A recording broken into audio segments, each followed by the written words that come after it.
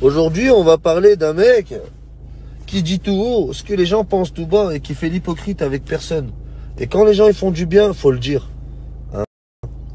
Le président turc Erdogan, je viens de regarder une vidéo, il parle de Macron dessus en disant qu'il devrait aller vérifier sa santé mentale. La tête de ma mère. Quand j'entends un président parler comme il parle, ne pas avoir honte de ses origines, de sa religion, hein, c'est le seul qui parle au nom du prophète à chaque fois qu'il parle. Il parle au nom de la religion, au nom de Dieu, qui essaye d'être juste et tout le monde le boycotte. Pourquoi? Parce que c'est un des seuls qui dit la vérité. Regardez, on a des présidents au Maghreb, en Afrique, qui se cachent, qui font ce que les autres pays leur demandent. On sait desquels je parle. Et Erdogan, voilà.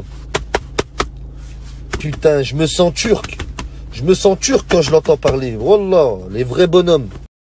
Non, franchement, ça fait plaisir de voir un président qui dit ce que lui il pense et pas ce qu'on lui dit de dire. Hein, il répète pas ce qu'on lui dit de dire. Wallah. Il nous faut que des présidents comme ça. Et il fait pas d'appel à la guerre ou d'appel à la haine.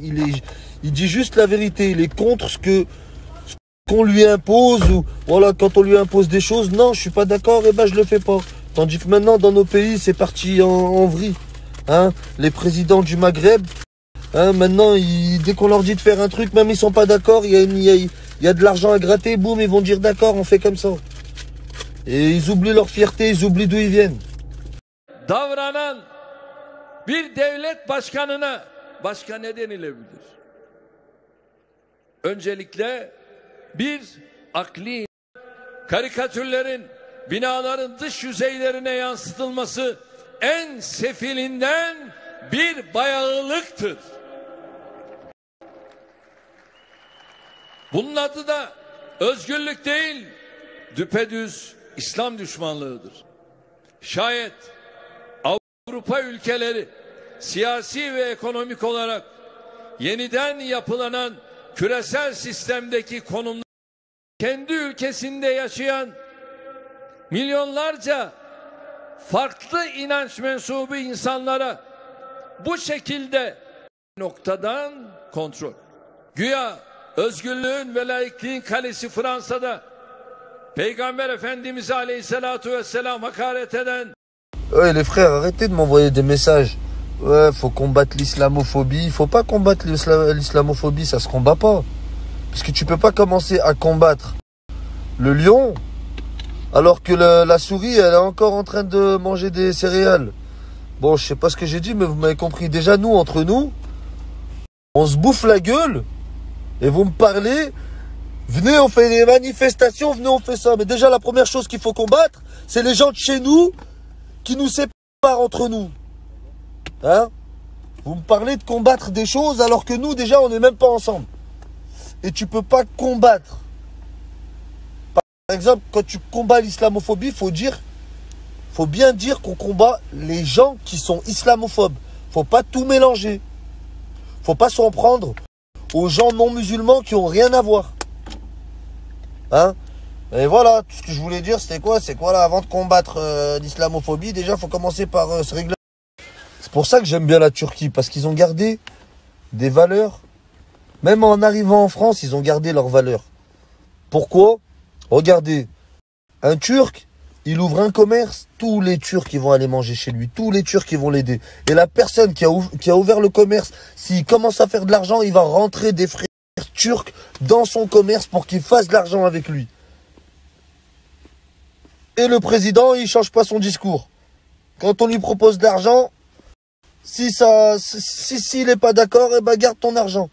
Nous, un Algérien, il ouvre un commerce, le Tunisien et le Marocain, ils iront pas. Un Tunisien, il ouvre un commerce, l'Algérien et le Marocain, ils iront pas. Ainsi de suite pour les Marocains. On est des gros starfallah, voilà, on est des merdes. Pourquoi? Parce qu'en réalité, moi c'est ce que je pense parce que je suis algérien. La vie de ma mère, il n'y a personne qui a les valeurs et les principes de nos pays à nous. Après chacun, il dira. Tout le monde y mettra en valeur son pays, bien sûr. Mais moi, je sais que le Maghreb, pour moi, il n'y a personne qui a les valeurs qu'on a nous. Mais, malgré tout, wallah, on est des merdes. Pourquoi je dis le mot merde? Parce que la vie de ma mère, on s'entretue entre nous. pendant qu'il y a des gens qui sont contents qu'on s'entretue entre nous et qui sont en train de nous tuer tous en même temps. Parce que ne crois pas que toi, petit Harki, qui va sauver un pays, ne crois pas que tu vas être considéré comme ce pays que tu as sauvé quand nous, on sera tous morts. Ah, c'est le dernier, ce petit Harki, il nous a aidés. Ouais, mais c'est le dernier, c'est bon, on n'a plus besoin de lui. Ni comme moque, ils vont te raser pareil. On est tous des... Wallah, on est tous en train de faire ce que eux ils ont envie et on sera perdant à la fin. Wallah, on sera perdant. Donc voilà, venez pas me parler de ça. Avant toute chose, on doit être solidaire. Une fois que tout le monde sera solidaire, Inch'Allah. Salam alaikum frère. J'espère que tu vas bien et que la famille ça va, alhamdoulilah. Eh, tu peux pas combattre le loup s'il est dans la bergerie. D'accord? Si le loup il est caché en brebis, lui aussi il s'est déguisé en brebis, puis il est parmi les brebis. Tu peux pas le combattre. C'est ça qu'il faut que tu leur dises. Allez frère, tu peux pas combattre le loup s'il est avec la bergerie elle est vers le loup. C'est des trucs de fou ça, on m'a dit de vous le dire. Ça fait la bergerie, faut pas qu'elle soit avec le loup. Le loup, faut qu'il soit dans la bergerie. Allez.